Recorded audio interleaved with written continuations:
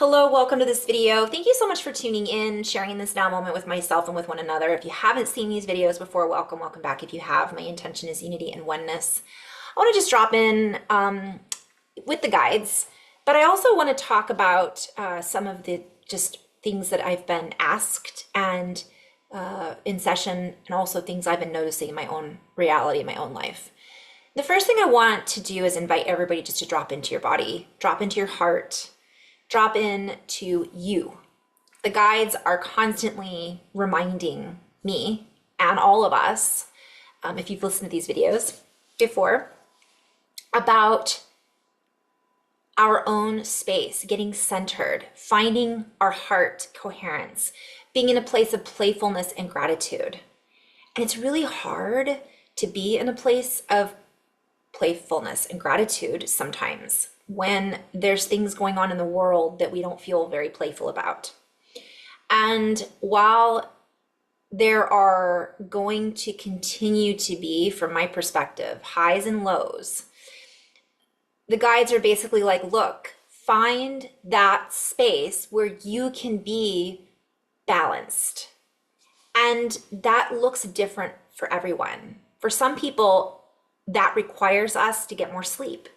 For some people, that requires us to do things that are more lighthearted, to turn off the television, to really do more exercise and get our serotonin levels up. It might mean we play with kids more, spend more time with the grandchildren, or spend more time in our communities volunteering to get us out of our heads about the state of the world. And this is, I think, a big challenge for a lot of us. I want to remind everybody that from a higher perspective, when I'm channeling or tuning in with my intuition, we're here to be here. We're not here to escape this reality.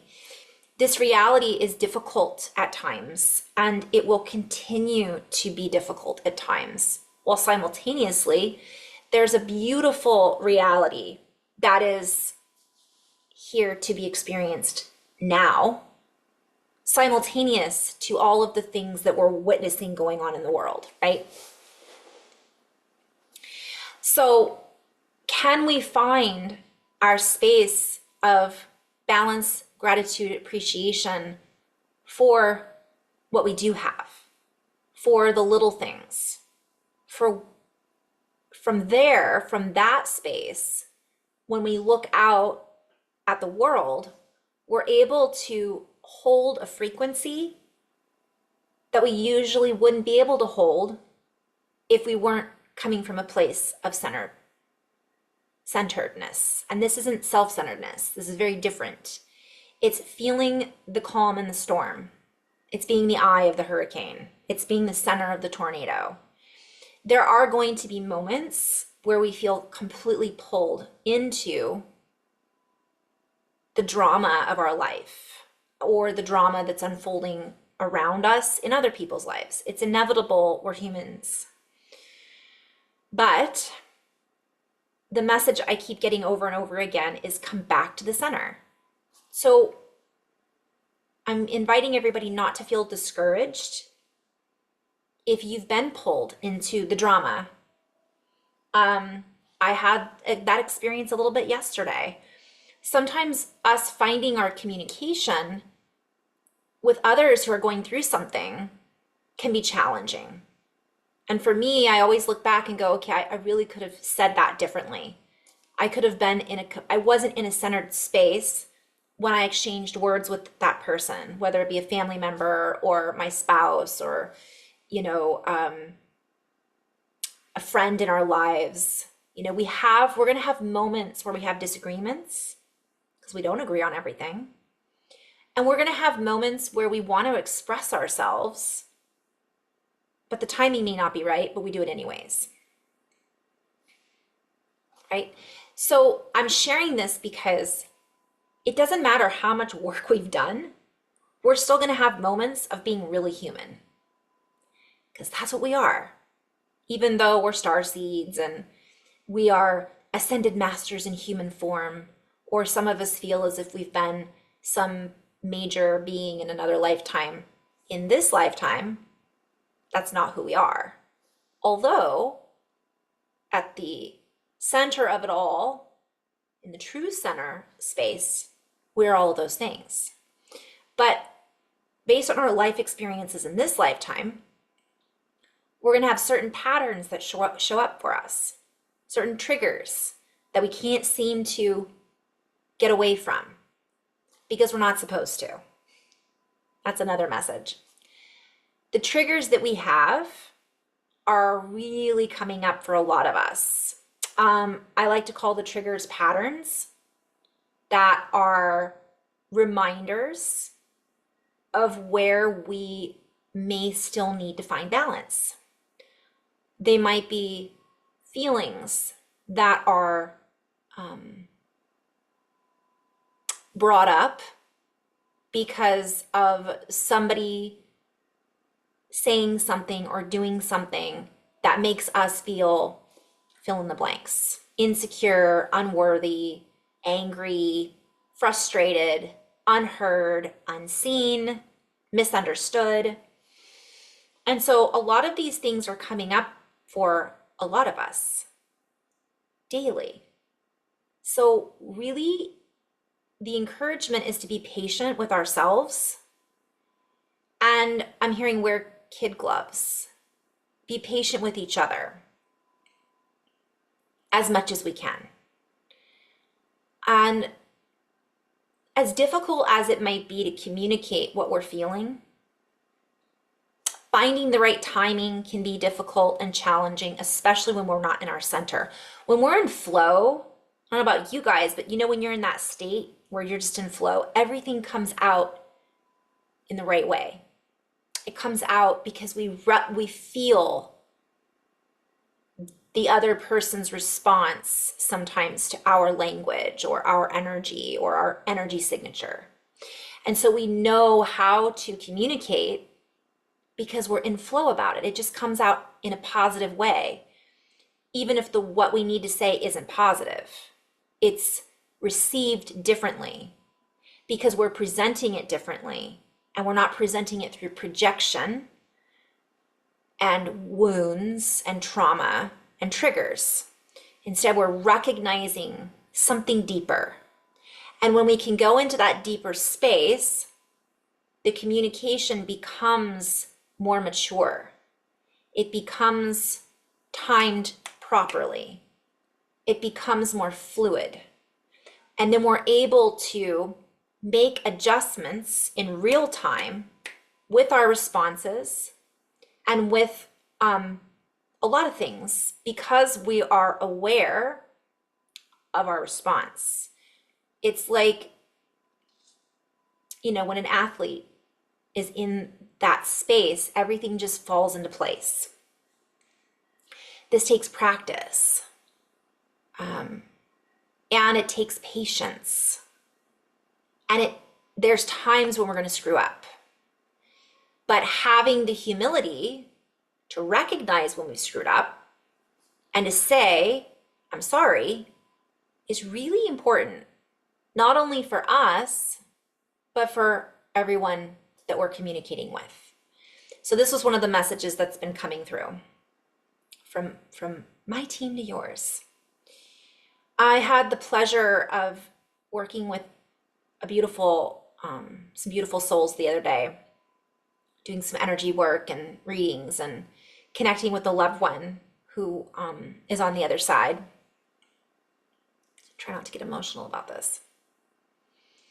I always learn something in every session I've ever had. And if I don't, it's because it's like, when you wake up from a dream and you don't write your dream down and you're like, oh, I forgot it. It can be like that when I do energy work in sessions too. But most of the time, we get up, we don't write our dream down, and we just go throughout our day and we miss some of those juicy moments. But yesterday was definitely not one of those days that I missed. But it was a very fluctuating day. So I want to talk about that. It's amazing how we can go from a very flow state to being out of sync and feeling angry and anxious at times, and I'm speaking from my own experience. We've got a lot collectively that we're feeling, especially if you are, and by the way, I'm being called not to blame it on being an empath. We're not here to go into victim mode. I'm an empath, so I can't handle whatever it is. That's an old story. It is more challenging. We're all empaths. As a human, we come wired with that as a potential. I'm seeing like, a car, if you get that extra package, you get to get the heated steering wheel. And so if you don't get that extra package, that option is still there, like it's a button, but it doesn't work kind of thing. I don't know. I'm seeing this as an example, an automobile. Our vehicles come equipped to use extrasensory abilities, and empathy, not necessarily empathy as in feeling sorry for someone, that's sympathy, right? But more of what I'm referring to are the feelings. You feel those feelings that somebody else might be feeling, or you feel for them. In essence, we all come equipped with that. It doesn't mean, though, that everyone has activated that, from my perspective. But once we have activated it, it's easy to fall into a pattern or a habit of not balancing it or doing the exercises that we need to utilize it and not have it utilize us. And I want to talk also about another message that came through yesterday, so I'll come back to that. And so what happens is sometimes with empaths is they do things to balance that feeling, because it's sometimes it gets turned on and we can't turn it off, right? We don't know how. If you're not sure and you're in this position right now, you're just like, I'm feeling everything. It's back to getting centered. And I'll just give you some quick steps. I think I've done videos on this before. You can get help. Go online. Ask chat. If you're not into AI, ask the internet, which is still using AI. But go and see somebody, a therapist, get energy work done. Go talk to a yoga teacher. Go talk to a movement specialist. Go work with someone who works with those energies. What I'm trying to say is be proactive. Because right now it's spicing up yet again. I've been saying that for years, but we go through these cycles where things can get really rocky. And the more we use what we have available to us in our toolbox, the less rocky it will feel. Notice I didn't necessarily say the easier it'll be. It'll just be different. We might be able to find our flow more. We might be able to feel more stable while things are rocking and rolling. So get grounded, do yoga, do breath work, get back to the basics, get in the ocean, get in a river, take a bath. Those are some of the basic stuff. And I know some people out there that are watching this are like, well, Carrie, I do all those things and I still feel. Well, then it takes more intense work. It takes us getting centered and saying things like, whose feelings are this? Are these mine or these belong to somebody else? And boy, that's a long extended video. Maybe I should do a video just on that, because there's certain layers like, well, aren't we all one? I'm just trying to keep it simple. So stop, recognize and acknowledge that's what's happening. Be the observer. I'm recognizing I'm having all these feelings. I am not all of those feelings. And that kind of helps create a buffer. What happens is a lot of people create for buffers. They go and do things like drink. I've done that, right? Drugs. Sometimes people use controlled substances. Sometimes people don't realize that's why they're doing it.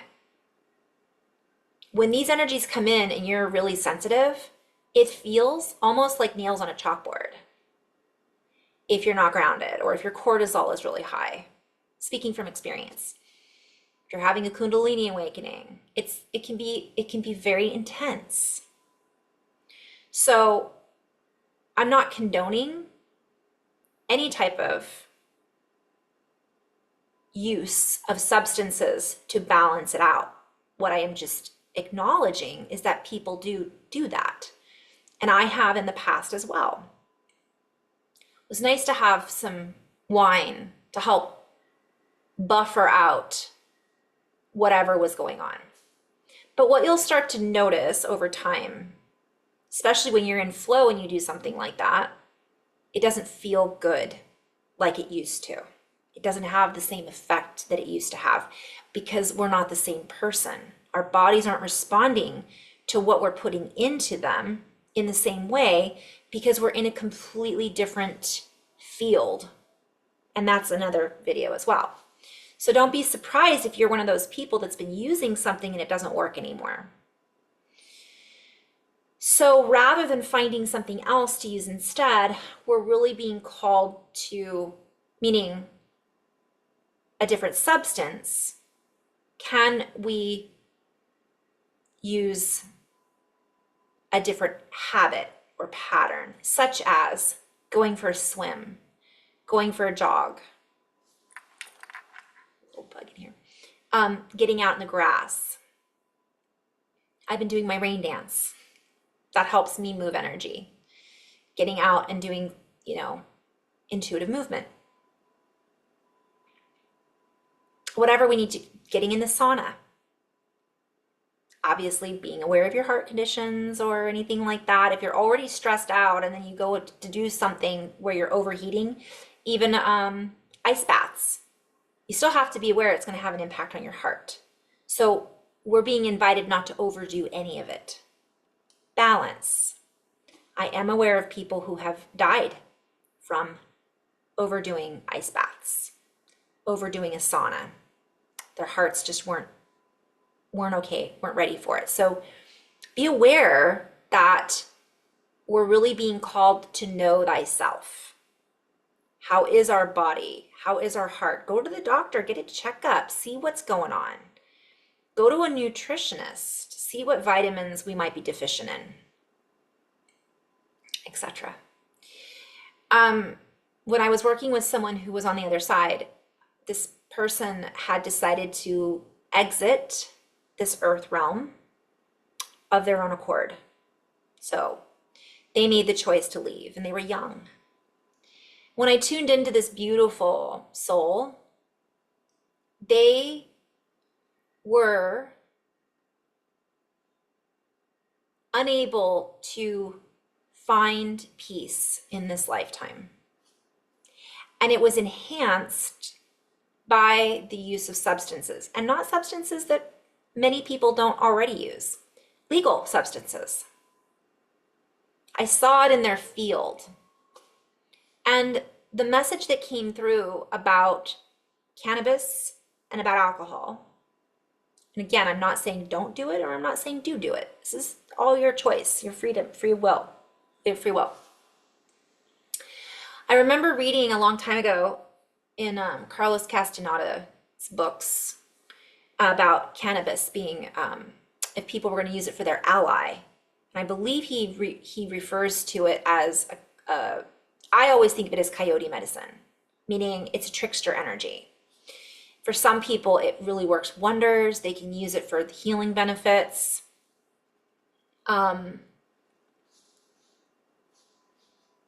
But what this beautiful soul showed me was we use it until it uses us.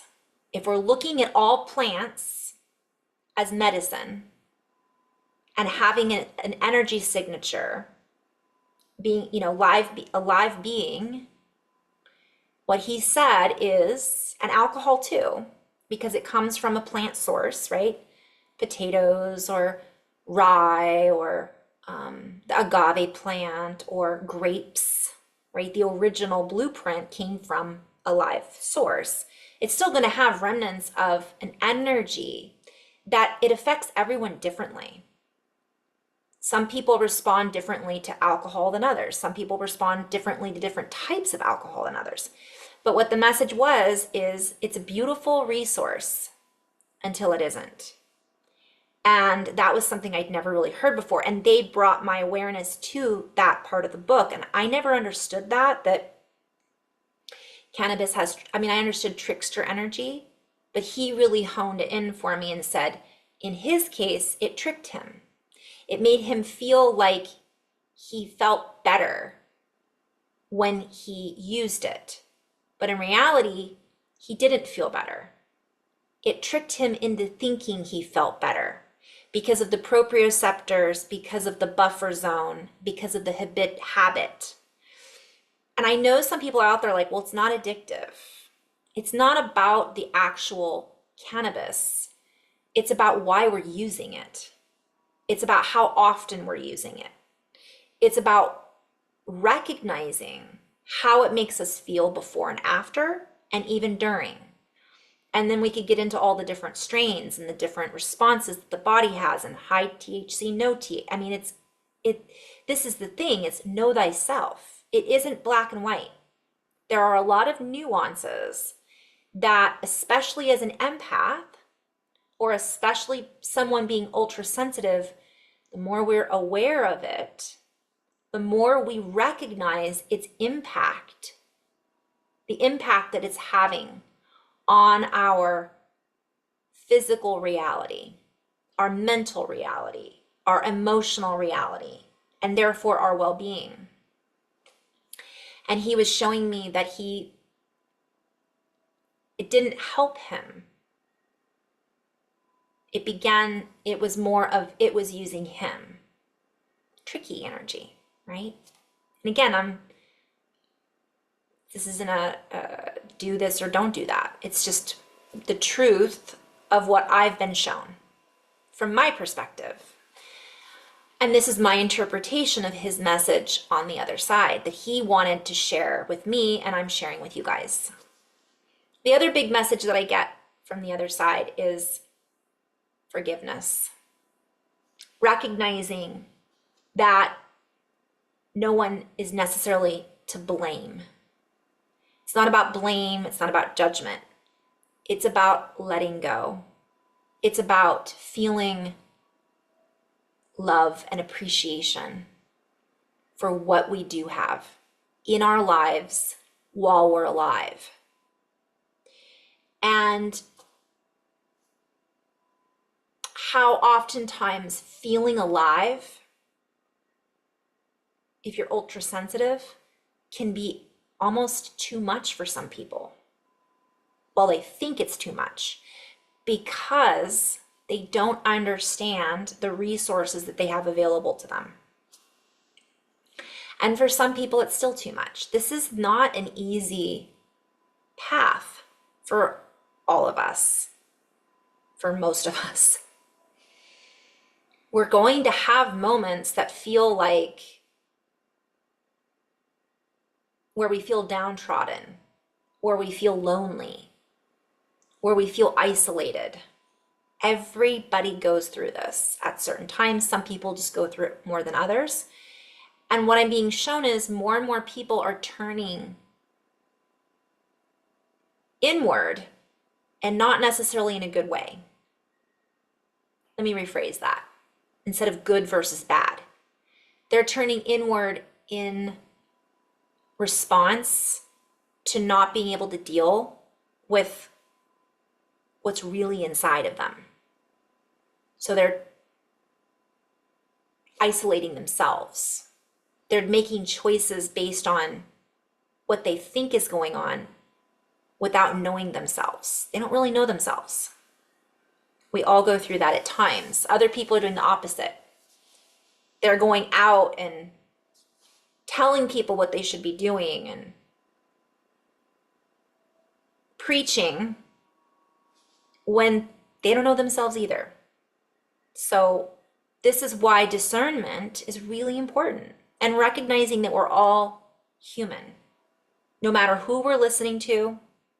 And when we go inside, it's not about us turning away from the world or isolating ourselves. When know thyself means, how am I feeling? In this moment, would it feel better to connect with that friend or not to connect with that friend? Maybe I need to wait till tomorrow. Maybe I need to take a week off and just unplug and be by myself. That doesn't necessarily mean, the word I was trying to use earlier was avoidance. There's a lot of people that are going into avoidance, right? Or they're participating in activities in order to avoid knowing thyself, because it's easier to tell somebody else what's wrong with them, and or to accuse somebody else of triggering them. It's easier to blame it on someone else than it is for us to go, that might actually be me.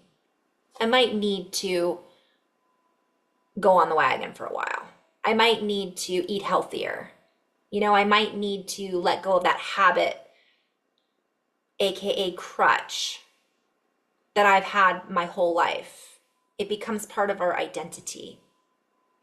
I'm going off on 5 different tangents here, but those are the messages that have been coming through. What are we using that we think we're using, but it's actually using us? And from that space, what can we do to shift that into a balanced and harmonious interaction? And maybe it means not interacting with it at all, whether it be temporarily or time to move on. The other thing is, I notice a lot, I'm just going to keep going. This is the other thing that's been coming up in conversation is we have a tendency to talk about the things that we're used to talking about. And for some people, that's boring. We're getting bored with having the same conversations over and over and over again. Obviously, I share the same things in these videos over and over again. You might be bored with that. Hopefully not. But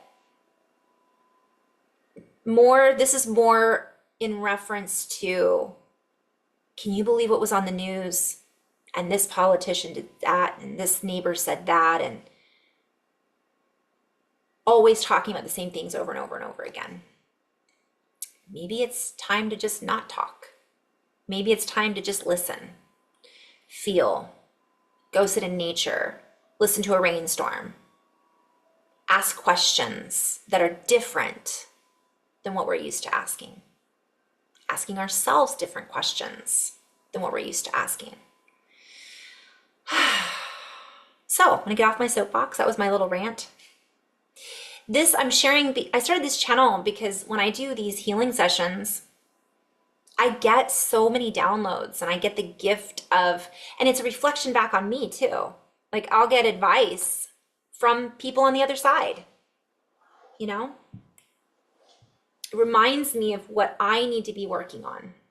So I'm sharing this video because I need to do this too. I have done videos before and I'll have something major happen in my life, even like my appendix removal. And I realized that my guides were giving me the answers through these videos even. And I was like, oh, that was for advice for somebody else. Nope. So that's another good point, is where are we giving that where we're not really doing it ourselves? Or we're not really doing it to the best of our abilities. We might be doing it a little bit, but we should be eating that much healthier, for instance. Also, it's not always about eating healthier. It's about our thought patterns. It's about our energy as we eat our food, as we have these conversations. Telling yourself as you eat something healthy that you're fat, and that's why you're eating whatever it is, it's counteracting.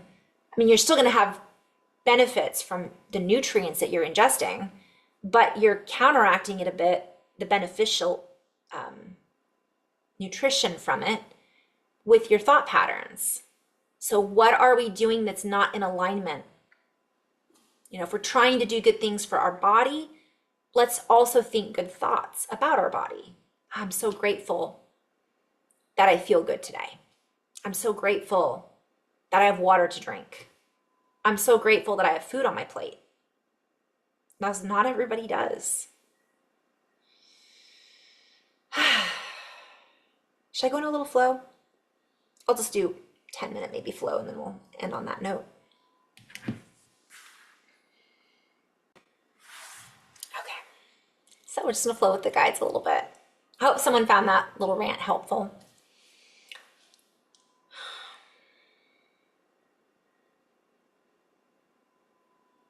And so much of what was just shared as an example covered many bases.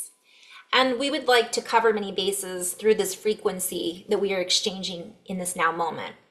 For in this frequency of the now moment are many different things that are happening. Many different senses are being activated and awakened in any given moment throughout the day. And so while we share in this way, we are tuning into a multidimensional frequency and multidimensional time streams, thought streams, realities, and energies of the now moment that are all happening collectively, yet individually. I'm seeing like waveforms, particles that are waves, all the whole bubbles. And so at any given moment throughout the day, we can come into alignment with more than just one thing and simultaneously come into alignment with in oneness. So through that space of that balance, we can tune into many different frequencies all at once. Whereas if we were not in balance, we would, I'm hearing, get lost in shuffle. And I'm seeing shuffle like when you shuffle songs, but you're not really sure what song's going to play next because, and sometimes that can be fun, but what they're showing me is when we're balanced, we can sense what's coming next, or we have a better sense of what might be coming next, and we can attune to it. Not only attune to what might be happening in the future, but we can also create a frequency and a tune that might actually shift what is going to happen in the future by shifting that pattern now.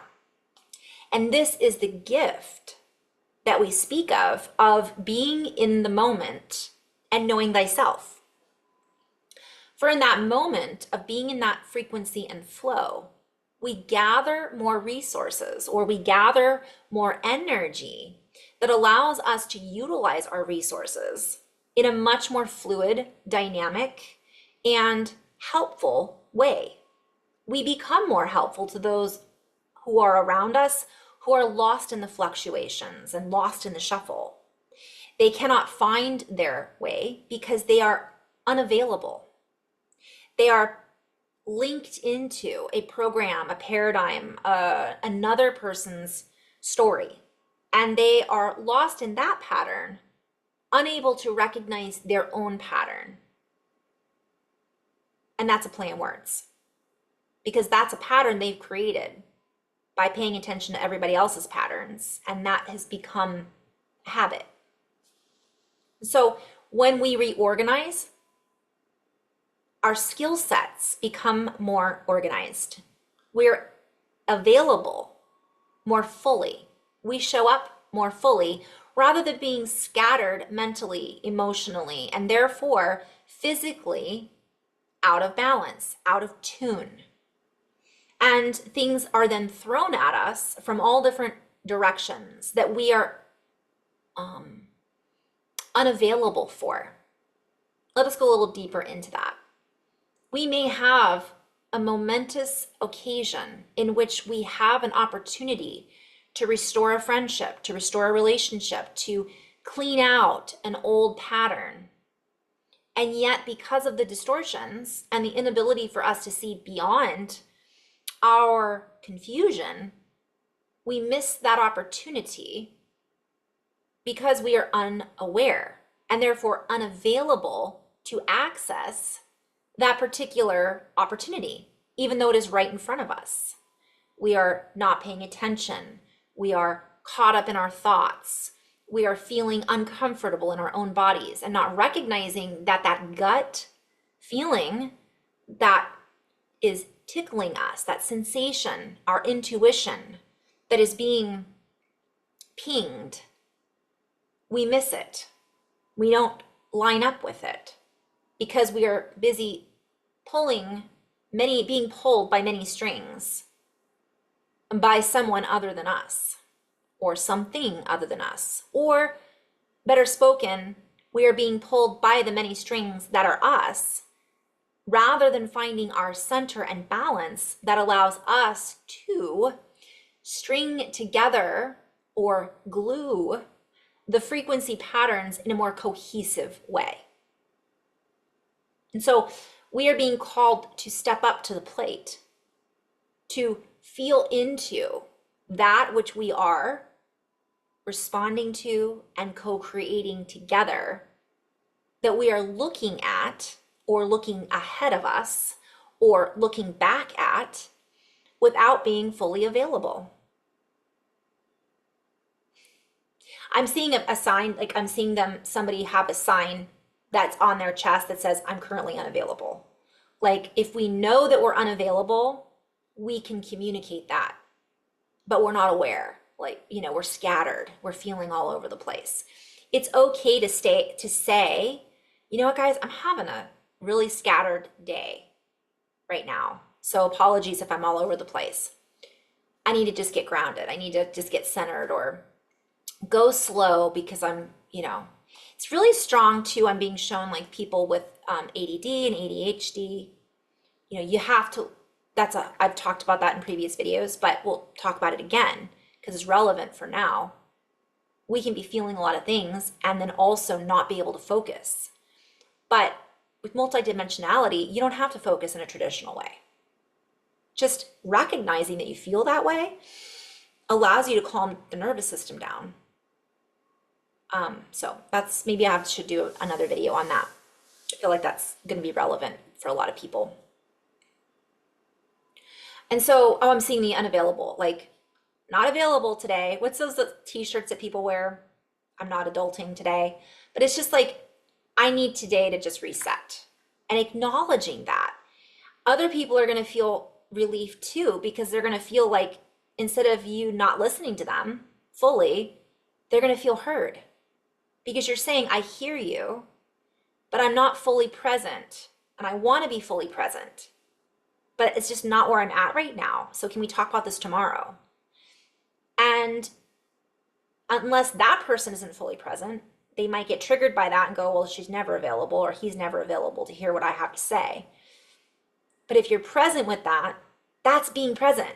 That's an example of being honest and being present. Even acknowledging when you're not being present. That's a form of being present.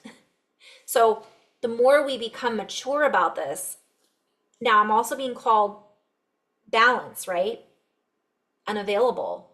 If we're recognizing that we're unavailable all the time or quite frequently, that's where we're being called to recognize that and change that pattern, change that habit. Why is it that we're not present? Why is it that we can't focus?